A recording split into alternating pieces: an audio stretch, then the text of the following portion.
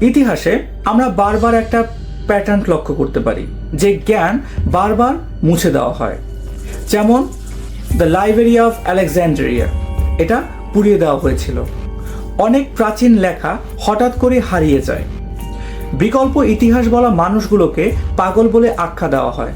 কিন্তু কেন? অনেক কনস্পিরেসি রিসার্চারদের মতে এটি করা হয় যাতে মানুষকে তার আসল ক্ষমতা বুঝতে না দেওয়া হয়। আমরা আরও একটা জিনিস লক্ষ্য করলে বুঝতে পারবো, প্রত্যেক সভ্যতাই একটা এ গ্রেট ফ্লাডের কথা বলা হয়। যেমন ইন্ডিয়া, মেসোপটেমিয়া, আমেরিকা, ইজিপ্ট, এরা সবাই এমন একটি ইভেন্টের কথা বলে যেখানে বড় একটা বন্যা হয় এবং সব ধ্বংস হয়ে যায়। তাহলে এটাকে হয়তো কোনো একটা লোকাল মিথ না, এটা এই প্রত্যেক সভ্যতাই একই টাইমে ঘটেছে এবং যার ফলে পৃথিবী রিসেট হয়েছে বা পৃথিবীর সব ধ্বংস হয়ে যেয়ে পুনরায় আবার শুরু হয়েছে।